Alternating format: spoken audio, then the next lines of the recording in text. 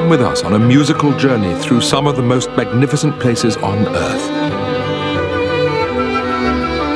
Great towns and cities of Europe, steeped in history and beauty, and resounding with the stories and music of the world's great composers.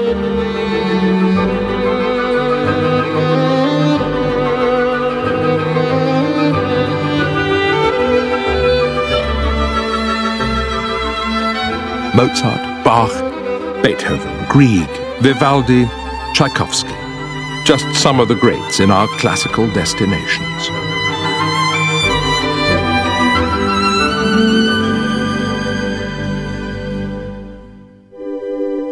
We're off, once again, on a musical journey through some of the great cities of Europe.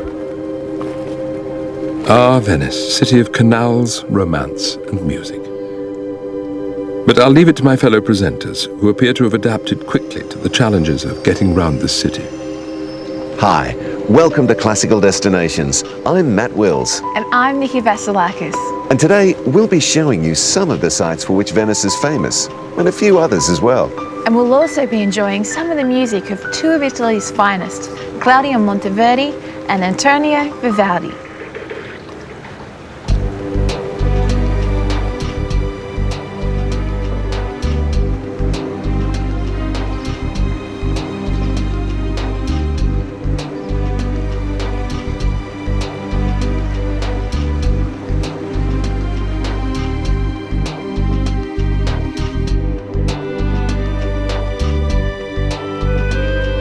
Venice lies on the northeastern coast of Italy, at the northern end of the Adriatic Sea.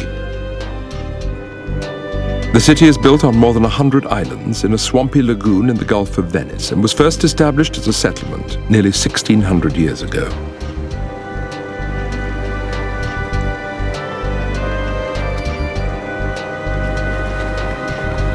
You can imagine what a challenge it must have been to build in what was effectively a swamp. Many of the construction techniques that evolved as a response were unique to Venice, involving impermeable stone supported by rafts and timber piles.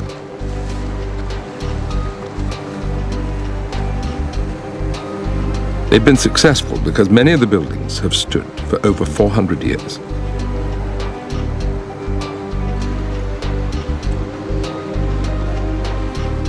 As land is at a premium, virtually everything is built right up to the water's edge, making boats the only way to get around, apart from foot, of course. A stroll through Venice is like going back in time. So many of these buildings built 300, 400, 500 years ago. But you'd better be careful. So many of these streets and alleyways are a bit like a maze, and the unwary tourist can soon get hopelessly lost.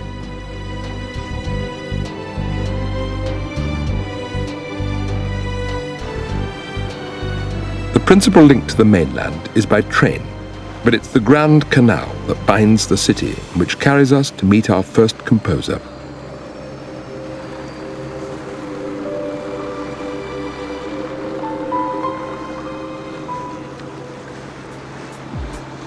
So much of Venice hasn't changed since Canaletto first began capturing its beauty on canvas in the 1700s. TV aerials and motors on the boats, yes, but so many building facades remain unaltered. This one, the Palazzo Barbarigo, still has the remnants of 16th century frescoes on its facade. This bridge, the Ponte di Rialto, is a famous landmark here in Venice. It was built in the late 1500s, and for many years was the only way to get across the Grand Canal.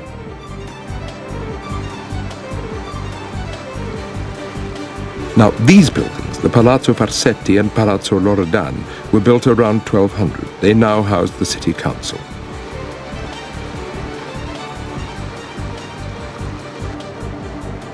In 1807, Napoleon watched a regatta in his honor from up there in Palazzo Balbi.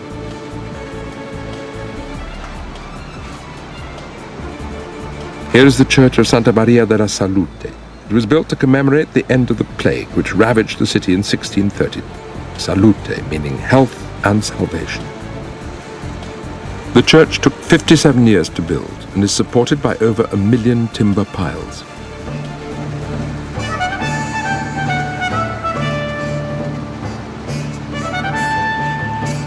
At the other end of the Grand Canal, one can disembark and head for what Napoleon called the finest drawing room in Europe, the Piazza San Marco, St. Mark's Square, bordered at one end by the famous Basilica. The Piazza San Marco is the largest open space in Venice, and it seems even more so after you spent time exploring the narrow streets and canals surrounding it. The Basilica di San Marco is Byzantine in its aesthetic. Its floor plan is based on the Greek cross, and the 5 cupolas are lined inside with stunning mosaics on gold backgrounds. This is actually the 3rd church on this site. The first was begun over 1200 years ago, and the altar at the back of the church supposedly houses the remains of St. Mark. The Basilica, renowned for its acoustic, has employed some eminent music directors, maestri di capella, in its long history, none more so than Claudio Monteverdi. Monteverdi was born at Cremona, northern Italy, in 1567 and studied with a maestro di capella at the cathedral there. His first published work of sacred madrigals was published in 1582, so he must have been something of a child prodigy. Monteverdi moved to Mantua and entered the service of the Duke as a composer and singer of madrigals. He ventured into the brand new genre of opera by writing the very first opera to be performed regularly today, his Orfeo, in 1607.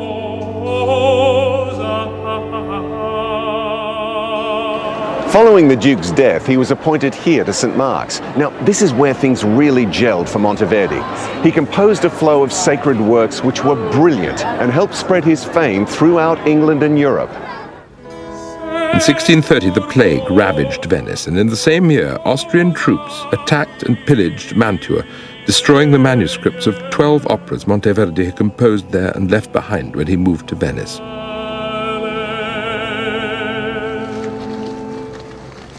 These twin shocks must have caused him to take stock. Monteverdi took holy orders in 1632 and composed less.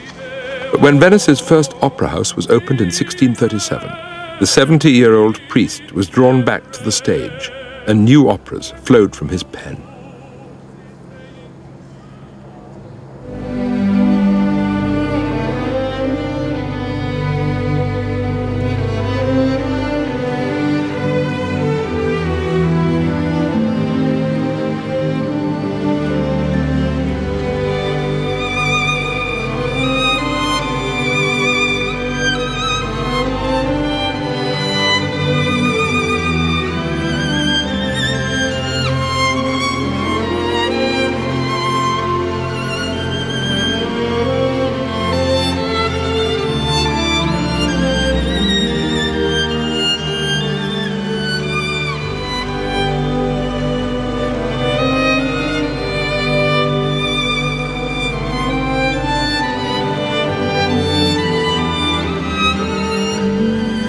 Pretty well everyone who's ever been to Venice has been pierced by its beauty. It always seems to me, in the right light anyway, not to be sinking slowly into the sea, as it is, but to have just emerged from it. And really, it might just as well have been underwater for all the centuries since it was built, for all the change that has taken place there. It looks exactly the way it did when Canaletto painted it. And in some kind of a way, it seems to have been rendered immortal by being turned into music by the great Italian Baroque composers Gabriele Vivaldi, Monteverdi.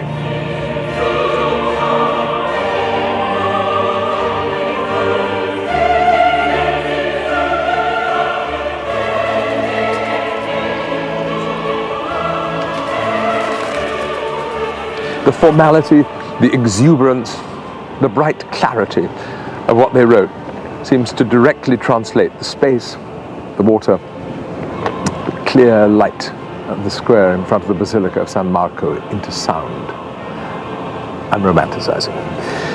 In fact, because Monteverdi had refined what we think of as the Venetian sound long before he ever came to Venice.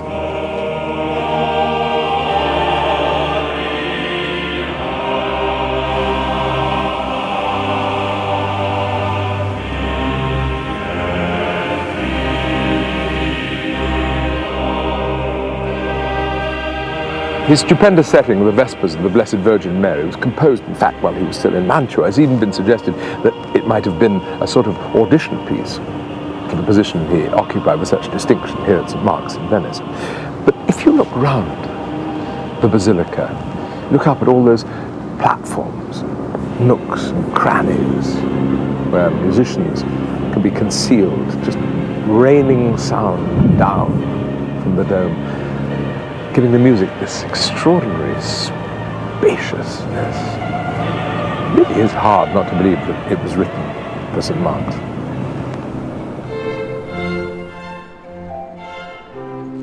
Behind St. Mark's Basilica is the Doge's Palace, or Palazzo Ducale.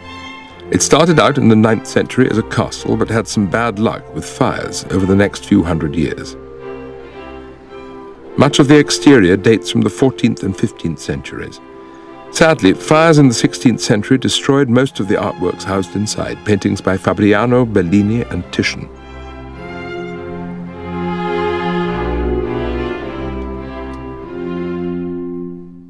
This is the church of San Zaccaria.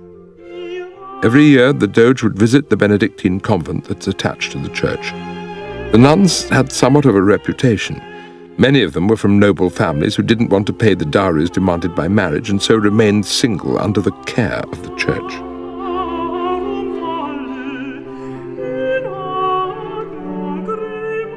But inside, it is this masterpiece, the Madonna and Child with Saints, painted by Bellini in 1505, which captures the eye.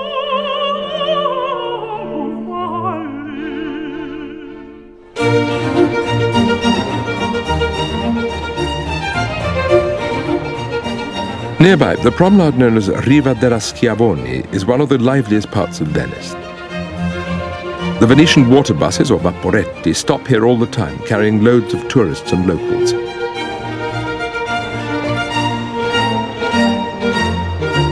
The view from here across the lagoon to the island of San Giorgio Maggiore is one of the most beautiful in Venice.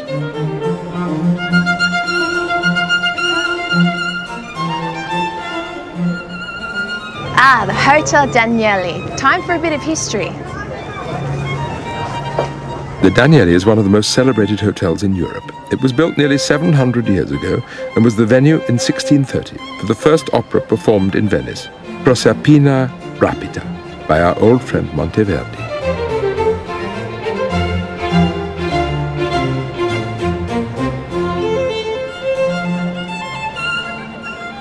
For nearly 1100 years of its history, Venice was a powerful independent republic, and ruling this republic were the princes known as the Doges.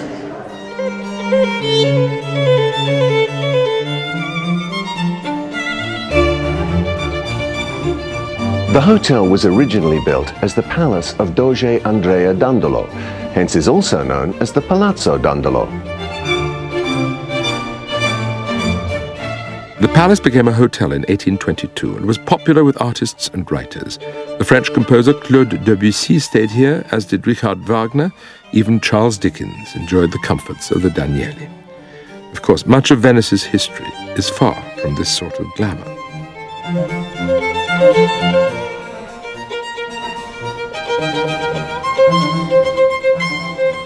During the 16th to 18th centuries, Venice was a decadent place.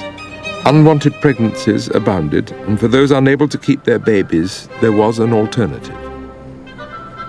Here at the Ospedale della Pietà, they specialized in the musical training of young orphan girls. Incidentally, in those days, newborns would be dropped in a chute, a little larger than this one, obviously, for the care of the orphanage. The training here was believed to be so good that even well-off families would sometimes leave their newborns to be brought up and trained by the Pietà. However, the Pope wasn't too happy about that, hence this sign. May the Lord God strike with curses and excommunications all those who send or permit their sons and daughters, whether illegitimate or natural, to be sent to this hospital of the Pietà, having the means and ability to bring them up, for they will be obliged to pay back every expense and amount spent on them. Pope Paul III, 1548. So why am I talking about an orphanage? Well, from 1703, Antonio Vivaldi was maestro di violino here and spent most of his time over the next 15 years educating the young ladies of the Pietà. Vivaldi wrote for his charges some of the greatest music of the Italian Baroque, including the famous cycle of violin concertos called Le Quattro Stagioni, or the Four Seasons.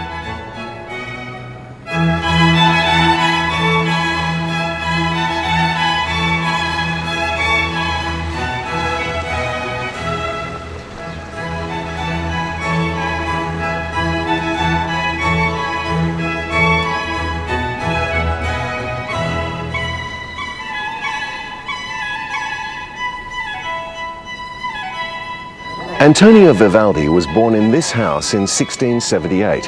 His father Giovanni was a barber turned violinist at San Marco, and young Antonio would often serve as his deputy.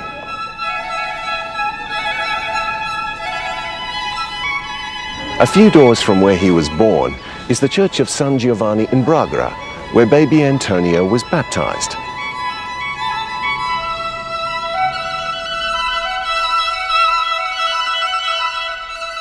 As was often the case with many less well-to-do families, the eldest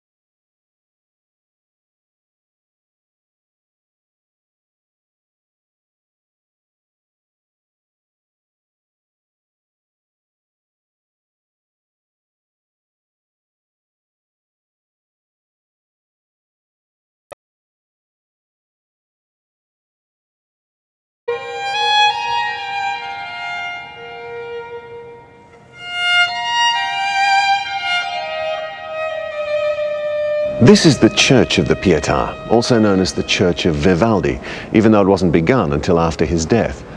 The ceiling fresco, Triumph of Faith, was painted by Giambattista Tiepolo in 1755. The church hosts concerts still, which over the years have been very popular, and always with a distinct Vivaldi flavour.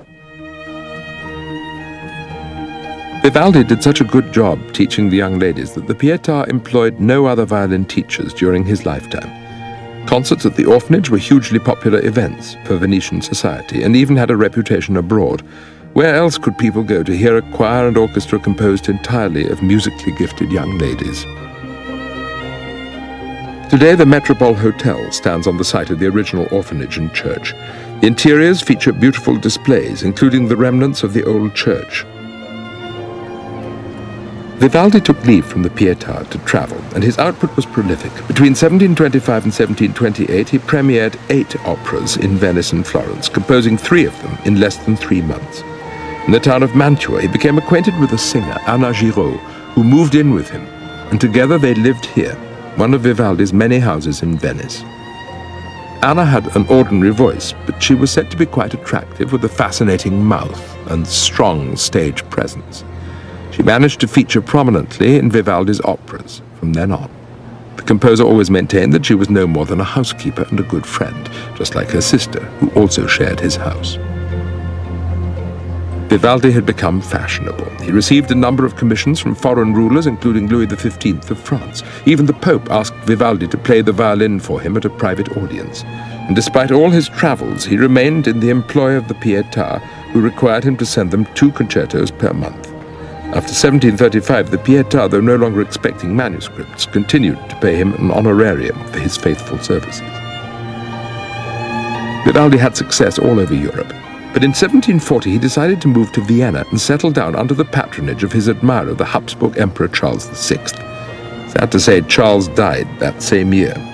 More to the point, Antonio himself died in July of the following year.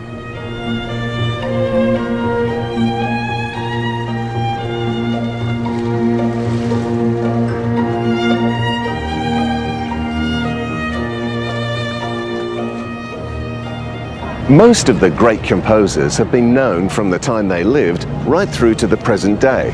And in our times, Vivaldi is probably one of the better known of them. But it wasn't always that way for him.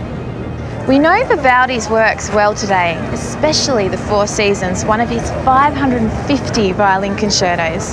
But they've only really been popular in the last 80 years or so, and for one good reason. In the period between, his works simply vanished. Up until the early 1900s, Vivaldi's name had all but disappeared, known only to musicologists. But in 1926, a boarding school in the mountains of northern Italy found a large number of volumes and thought they could earn some funds by selling them. They contacted the Turin National Library to have someone put a value on them. That someone was Dr. Alberto Gentili. Upon opening the first crate, he saw Vivaldi's name on manuscript after manuscript. He was utterly astonished and very quickly realized the importance of what he had in front of him. But he also noticed something else. From the way the manuscripts were numbered, about half of them were missing. Gentili eventually tracked down these remaining works. They had been part of a split inheritance some 140 years before. With this enormous collection of Vivaldi now safely in the hands of Turin Library in 1939, the world could at last enjoy his works again.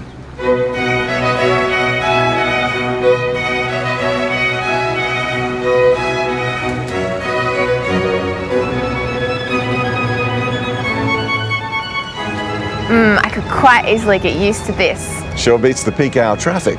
Well, if Venice is the city of romance, next episode sees us in the city of enchantment, Prague, capital of the Czech Republic.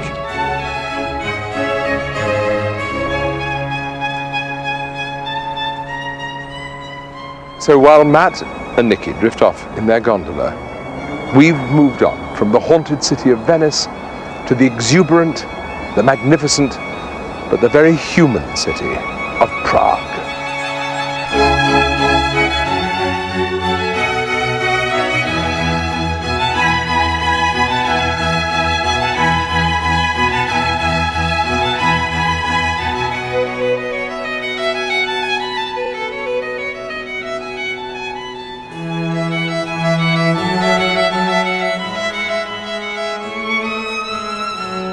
Prague means Dvorak and Smetana, of course, but also Mozart and even Vivaldi had great success here.